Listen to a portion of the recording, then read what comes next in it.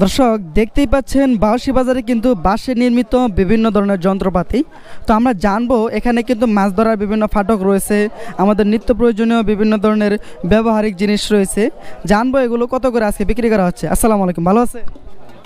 এগুলো তো আপনারই মনে হয় না? না না কার এগুলো? এগুলো কার আপনার? ভালো আছেন না? আলহামদুলিল্লাহ ভালো আছি। তো আপনার এগুলো মাছের ফাটক কত করে বিক্রি করতেছেন আজকে? 200 220 30 মানে 200 করে বিক্রি করা হচ্ছে সর্বনিম্ন। 200 মানে আমাদের নিম্ন দামটাই বলবেন, সর্বনিম্ন 200 করে বিক্রি করা হচ্ছে। এখানে সবগুলো তো একই কোয়ালিটির বাইরে না? ছোট বড় আছে।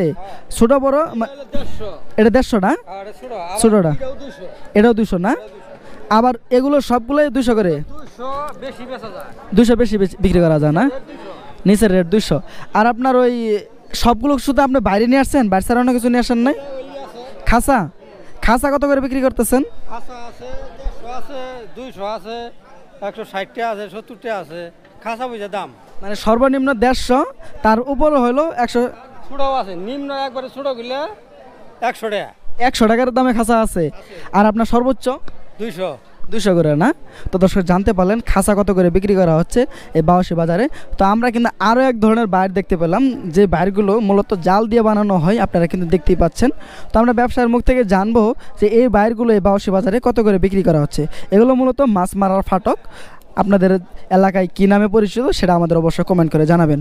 বাইর কত করে বিক্রি করতেছেন আজকে বাইর এটা বিক্রি করলাম 200 টাকা। 200 টাকা কম হবে না?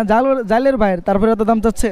আর একটু কম বেচা যায়, কিন্তু যার কাছ থেকে যায় বেচলে সুবিধা। নেওয়া যায়। সর্বনিম্ন 150 টাকা বিক্রি করছেন। 150 টাকা বিক্রি করি নাই, কিন্তু 200 টাকায় বেচা কিনি হয় 10-20 টাকা কম। 10-20 টাকা কম বেশি হয় না?